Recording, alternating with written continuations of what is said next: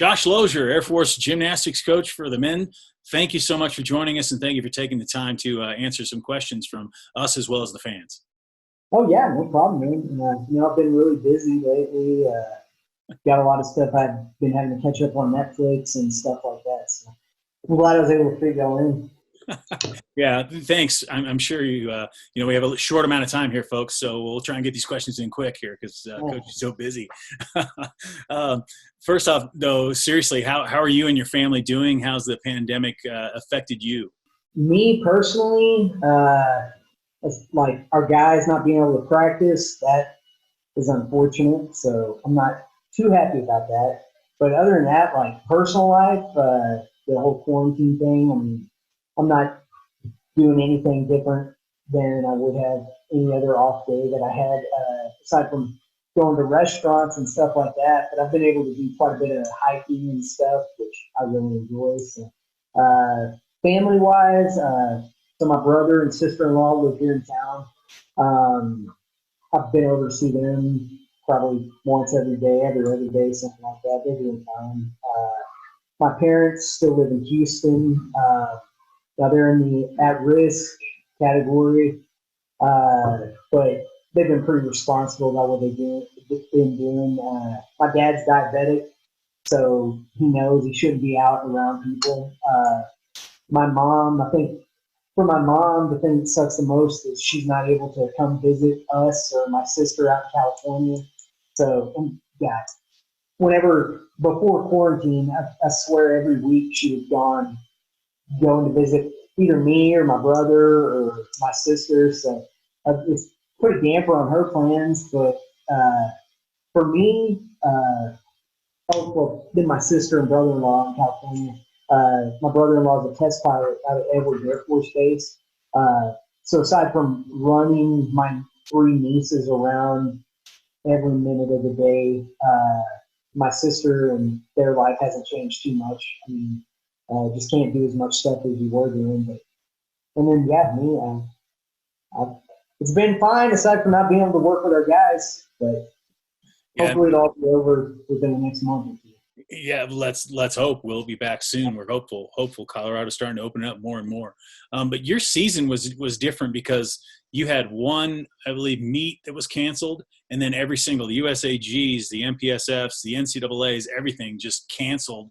Kind of take us through that. How did that happen? When did you find out? How did you tell your athletes, and just how it all happened? When we found out, and it actually wasn't too long after we found out that the academy released a lot, like the lower three classes, but we had a meet, I believe it was on March 13th. We were supposed to be going to Oklahoma, and that Thursday we were supposed to fly out.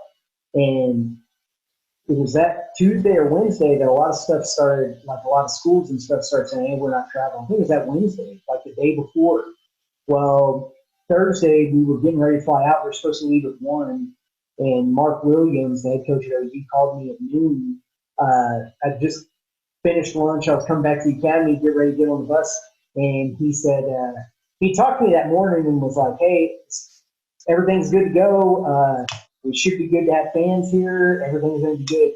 And then like a couple hours later, he called me and said, hey, OU said no more home competitions the rest of the year. And I said, oh, all right. Well, that's going to change some things. So a lot of the guys were down in the gym when I got back, and I went in there and told them, I said, hey, guys, we're not traveling now. So I know how much you really wanted to stay at the academy this weekend. Now you're going to get to do that. And, I mean, it kind of just snowballed from there. I mean, I think by then we kind of had a feeling which direction things were going. So that Thursday, after we told them that they weren't going to be able to compete this weekend, I think we had work Friday, and then I think it was that next Tuesday that they said, all right, you guys need to start going home. I think it was that Wednesday or Thursday they sent everybody home. So, I mean, it just happened so fast that I had a feeling when Mark called me and said that OU wanted to do any more home competition for this year, I was like, all right, well, the season.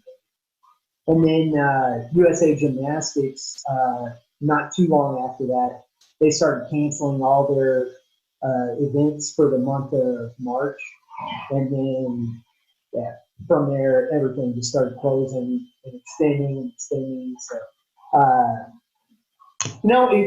it's unfortunate that we didn't get to finish the year with our guys. Now, when it comes to competitions and placement, like, we kind of decided that we were more focused on correcting a lot of basics and stuff that the guys needed correcting, probably about February. So we did focus more on correcting things that are going to take a while in February. And I mean, we're still going to go compete and do our competitions, but we sort of accepted the fact that, all right, there's a lot of work that needs to be done that is not going to get done if we just focus on competition this year.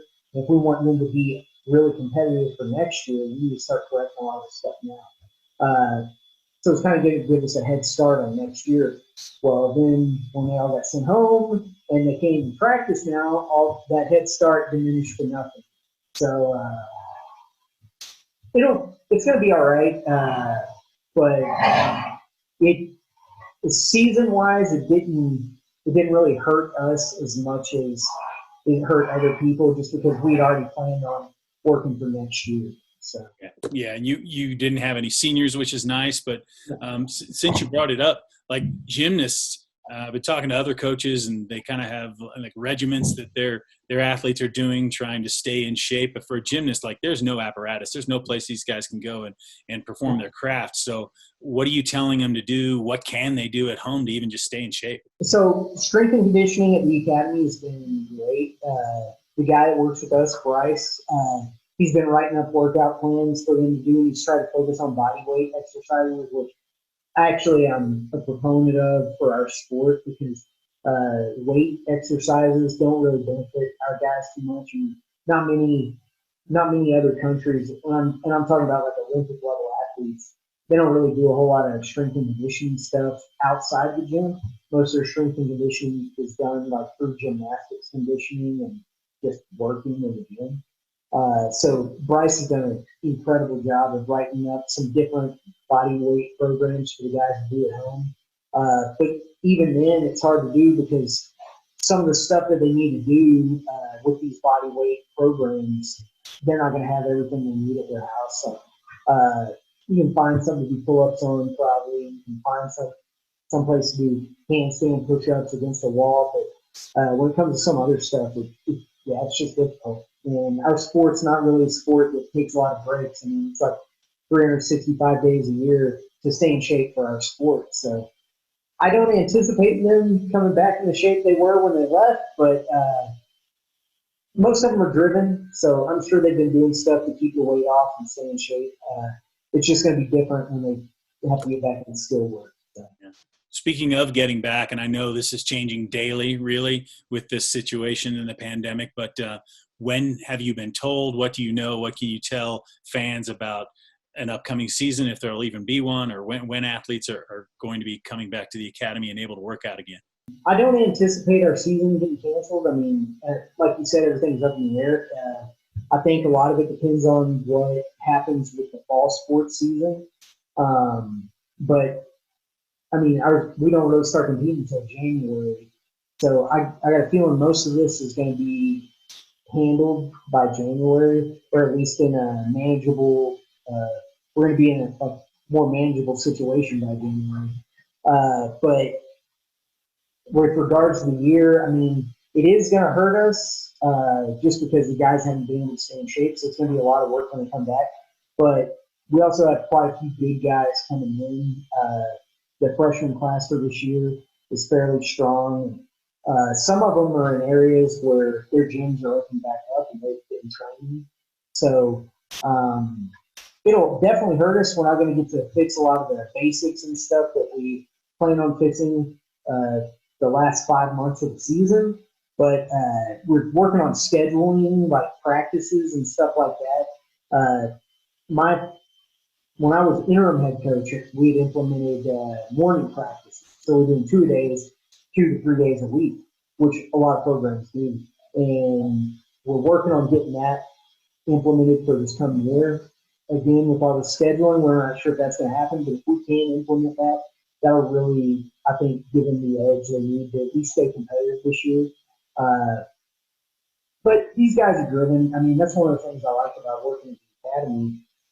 I've worked with other athletes and other aspects of the sport, and I mean, these kids at the academy, they're so driven, and even with all the stuff that they have on their plate, like they come down to the gym and they want to work. And I don't know, I think that's one of the reasons I wanted to come back to the academy, because I mean, they work hard, and I don't want to say that hard work is rare, but I like working with the guys at the academy. I hear you. That kind of brings us to one of the questions that was out there is like, what makes the Air Force Academy different from other schools that offer gymnastics? And maybe that's part of it. Maybe you get people that are a little more driven, but can you speak to that at all? Yeah, I mean, there's sort of two sides of that coin. Anybody that wants to go to a military academy, anybody. It is harder to recruit like the highest level athletes to an academy, because these guys are getting full ride offers to other places, and a lot of them are like, well, why should I owe time in the military when I graduate when I can go to this school for free? And there's a lot of aspects of that too. A lot of those other schools don't guarantee you a job when you graduate. That's pretty important right now. But so it is harder to recruit those higher level athletes, but I don't think it's impossible. And I think that's a stigma that kind of revolves around the academy. Oh, we can't get the best athletes. Not everybody. I'm not saying everybody feels that way, but I think that's a stigma. And this past year we recruited some of the top guys in the country to the team. So the freshmen are coming in, and we got some very, very good freshmen. But typically, the guys that we do get, not all of them are getting full ride offers other places. Most of them have worked their butts off, I mean, their whole life in the sport and in school, so they can try and get school paid for and do the sport they love. That's typically the kind of guys we get. So, I mean, nobody does an NCAA sport and is like, well, I just want to be mediocre. And if they do, well, they should probably find something else to do. And the guys that we have, not only do they not want to be mediocre at the sport, I mean, they want to be good. They want to prove to people that, hey, I came to school here, and yeah, it's hard, but I can be good at this. I can be just as good at the sport as anybody else in any other regular college. And that tends to be like the mentality of the guys that come here. I mean, it probably stems from what all it takes to get into an academy. I mean, the drive you have to have just to get into an academy. I think it carries over into their sports. So, yeah, I mean, I like working with guys in the academy because they typically tend to be driven. Yeah. And a lot of times, a lot of them are kind of fearless, which can be good and bad. In our sport, I like it as long as you have all the safety equipment there. Because when you got somebody that's fearless, you can tell them, hey, this is where we need to be, and they'll do everything they need to do to get there. And then it's kind of up to you to make sure you're safe doing it. Because a lot of these kids that are fearless, the safety thing is not really a big issue to them. So you kind of got to be there to remind them, hey, you could break your neck doing this.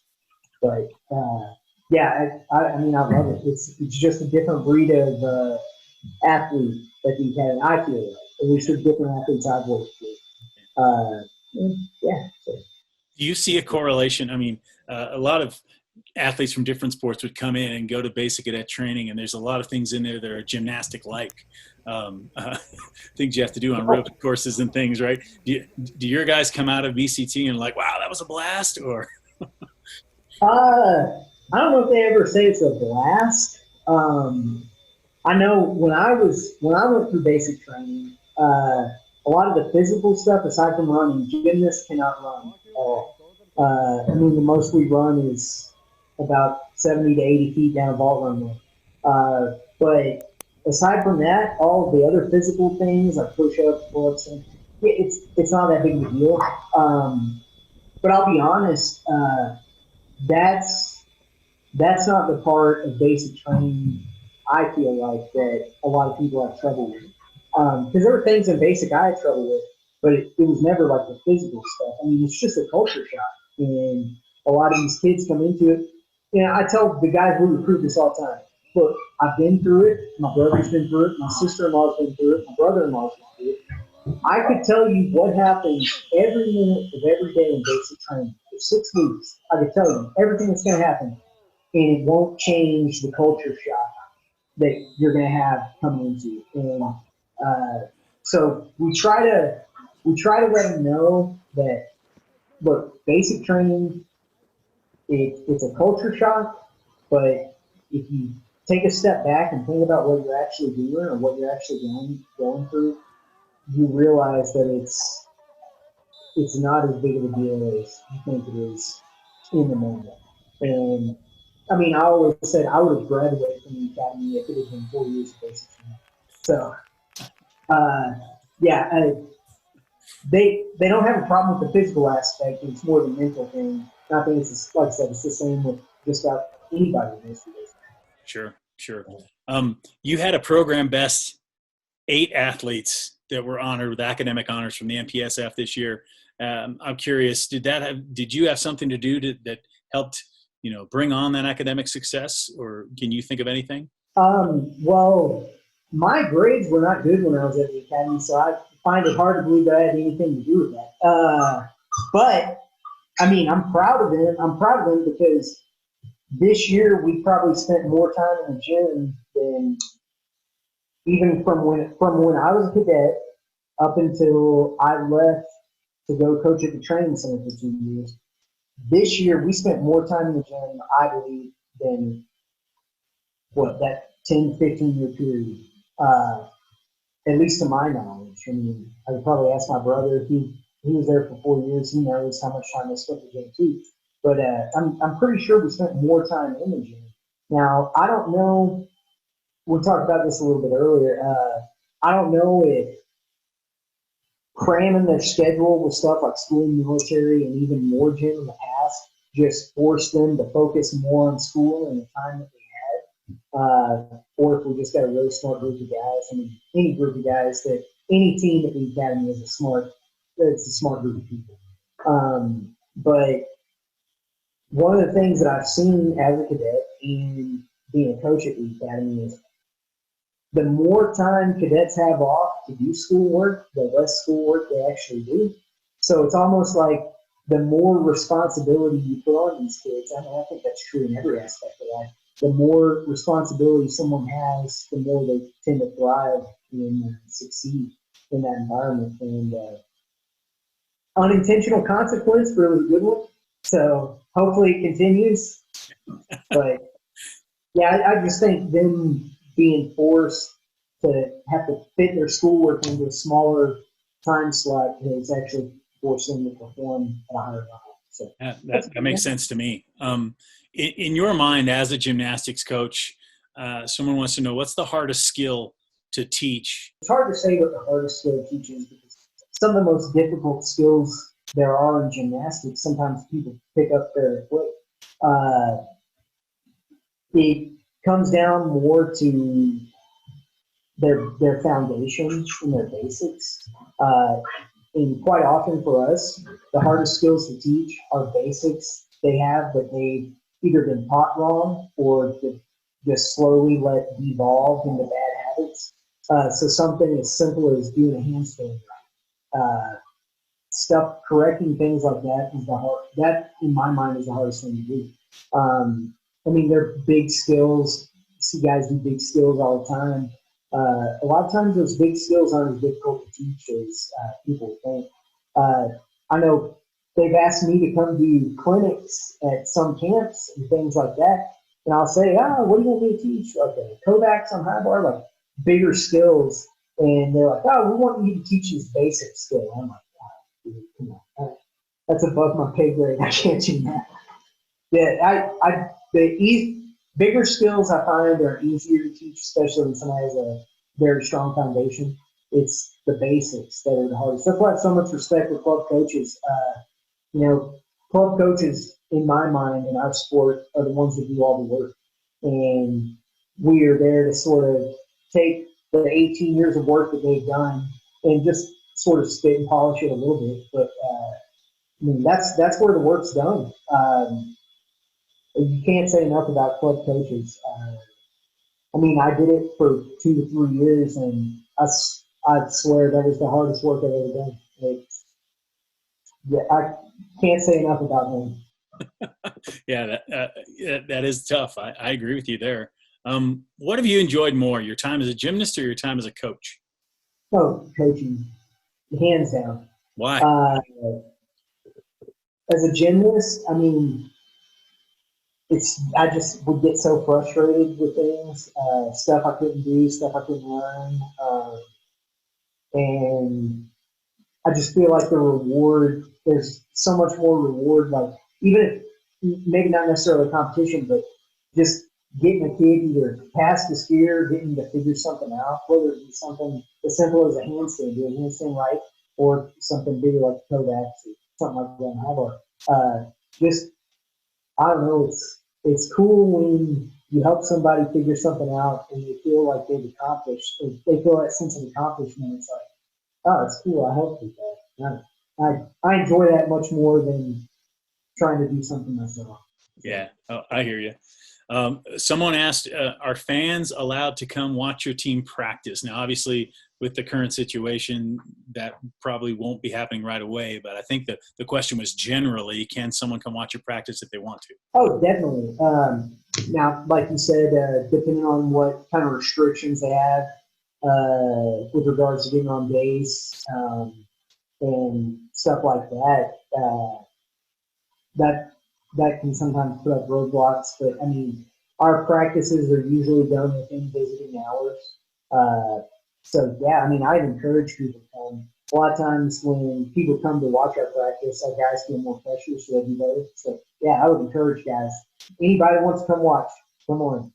That's As awesome. long as you have any great secrets of coaching that I don't want to get out, I'd love people to come watch practice. That's great. Another question is, what's your opinion of the 10-point system? Because I know years back, the men's gymnastics has gone to kind of like an open scoring system where you can score who knows how much, and usually 14s and 15s, and sometimes I don't know if I've seen 16s or not, but and the women on the in the college side is 10. You tell me, explain it to me because I'm a novice too. Yeah. So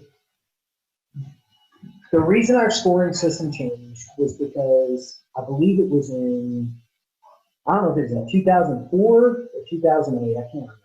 That's my fault for not being the greatest historian. But the scoring system changed from 10-0 to open. And that's the way that elites and Olympians, that's the scoring system. Now, the reason we go by that scoring system is because for men, they're not really aiming for the Olympics until they're probably late teens, early 20s. So our scoring system in NCAA is set up the same way it's set up for FIG, the International Gymnastics Federation. It's set up that way so that guys we want them to have good NCAA time, but for the guys that are in NCAA that have higher ambitions, we want them to be able to continue to push for that Olympic goal. So our scoring system set up on the same system as the Olympics. So these guys are getting used to that sort of system and can tell what they need to do to be competitive with guys on the international stage. It is a little bit harder to understand, but it's not too much harder to understand. I mean, we've worked this year with an algorithm that basically converted like our open-ended system to a 10-0 system, but it really doesn't make understanding the sport that much easier in my mind. So for NCAA, me personally, I'm not a proponent of the 10-0 system because I feel like it's going to change things with regards to these guys getting ready for like national team and stuff like that. I don't see the reason why we can't just have the same system that the Olympics does. I mean, there's no need to have different scoring systems for every different aspect of the sport. The women are a little bit different, and that's because their rules are different. So women, typically reach their peak in our sport, probably around the 16 to 18 year old mark. Now, there are some outliers. Allie Raisman, she was in the Olympics. I think she was 21, 22 her second. And then Simone Biles is like 22. But I mean, she's just a phenom. Nobody else in the world does the kind of stuff she does. But they're the elites, the Olympians, they're on the team or the open-ended system just like us. It's women's NCAA because as women get older, it's more dangerous for them to do stuff just at a younger age than me. They're on the 10-0 system, and it coincides with women's rules at the level 10, sort of between level 9 and level 10 rules. And I don't think there's anything wrong with that. I think that's a good thing. You don't want to be pushing these women past the point their bodies can take. I don't see any benefit in that. If they're not trying for the Olympics, why would you push that? So that's sort of my feeling on the 10-0 scale. Even if it did change to 10-0, I don't think it would be. It would make the sport easier to understand. It would just be on a smaller scale rather than a larger scale. Right, and I think people who watch gymnastics, when they see a really good routine, I don't think, they'll cheer for the score, but when they see a really good routine, they know they've seen a really good routine. Exactly, and that's how I feel. I feel like people are not. I don't know how to say that. People can understand things better than we assume, and when they see something good, they notice it. So, just like this year, I think you had an athlete on the pommel horse. I think he was from Penn State, and he came in and by far and away, probably close to making the Olympic team. And when you watched him on the pommel horse, you knew it was like you were seeing something special. Oh yeah, and that's the thing. Everybody that watches that guy knows, hey, he's good. And so I don't feel like. I mean, even on a 10-0 scale, that guy would score like an 11. So I don't feel like the scoring system matters too much in the big scheme of things. I feel like this is something I talked to the rest of the coaching association in college about earlier this year.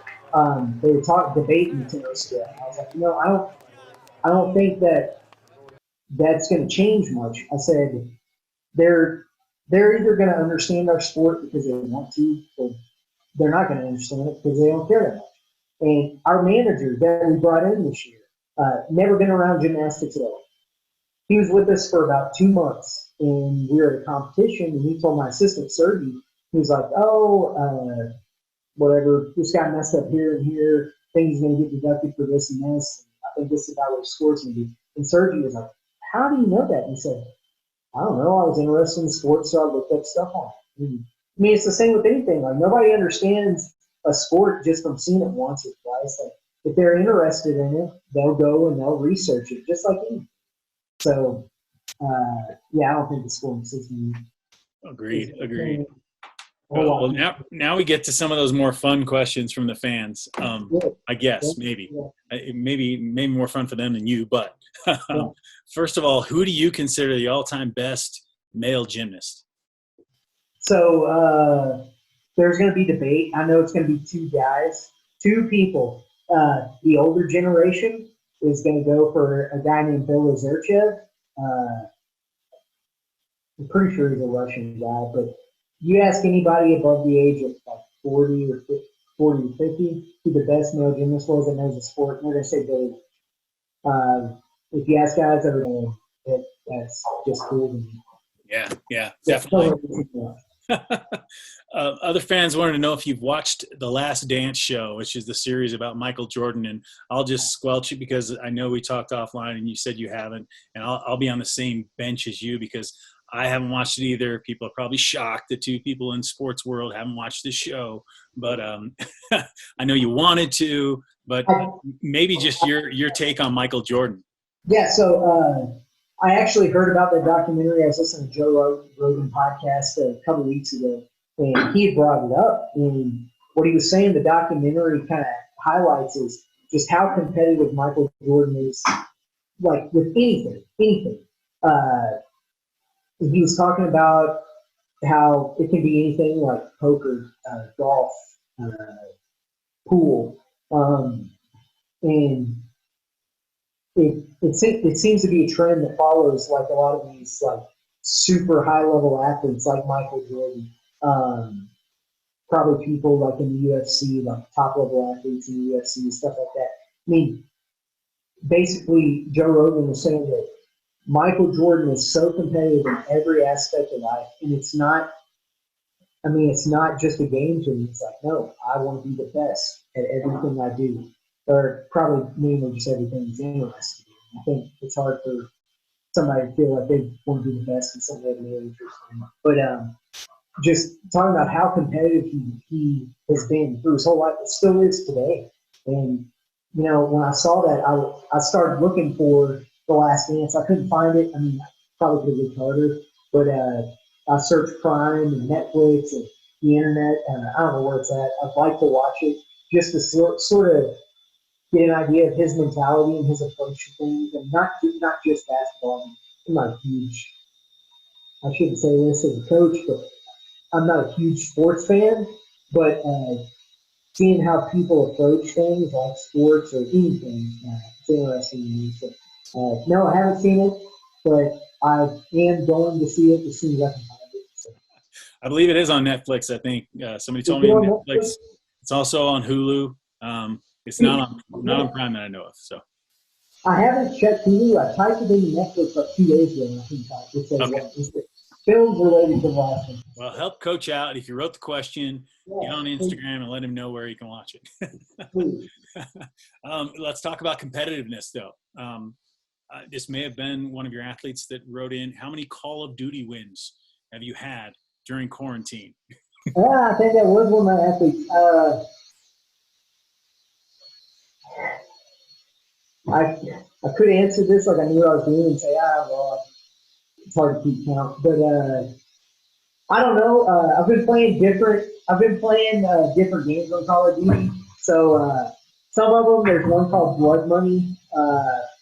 I've won that quite a few times. But if you're talking about like the Warzone, the Battle Royal, I haven't played that too much. But none more. Okay, well maybe they can teach you some things coming up this next year. I don't need to do it. Here's another question that I find a little odd, but how many Ric Flair shirts do you own? And I don't know if that's a low cut shirt, if it's a T-shirt with Ric Flair on it, if it's what do we get? It's a T-shirt.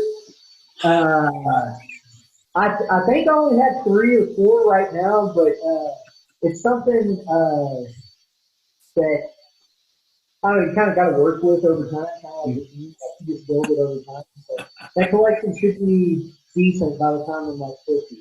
Okay, well, how good's your woo? Let's hear it. My woo? Yeah. It's all right. Woo! There you go. That's probably more of a steam woo than Ric Flair. That's awesome. Hey, was there anything else you wanted to share about your program or anything before we let you go? Mainly I'm just looking forward for the guys to come back so we can start working with them. And they're a good group of guys to be around, like during practice. More fun than just being around my dog all day. But I think somebody had asked about like how we're going to make the team better than they were this year, and it just takes time. I'm sure the list of NCAA coaches that won championships in their first year is long, but it's just something that takes time. So a lot of that comes with recruiting and getting guys to like buy into the system. But I think we're on the right path. Like I said earlier, the guys that have come in this year are very good, and there's a ton of guys out there just for next year and the year after that. And I've got a good staff. I couldn't ask for a better staff. The guys have got surgery, Josiah, my brother. It's not something I ever thought I would get to do, just because it was never really, I don't know, never something I thought about. But I mean, it's an incredible staff. A trainer, Shannon Slayton, she's awesome.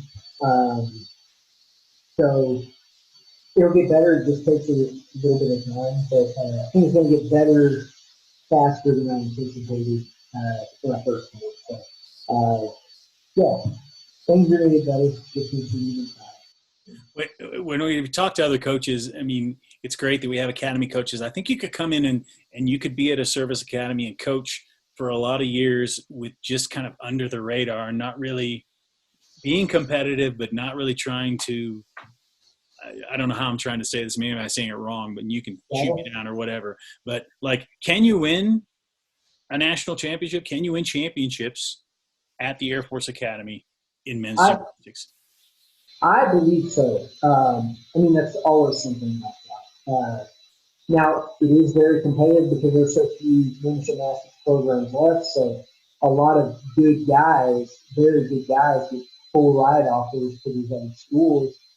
Even guys further down the list get full ride offers. So it is harder, but I think with the right staff, I think the academy's got so much to offer that a lot of kids don't even know about.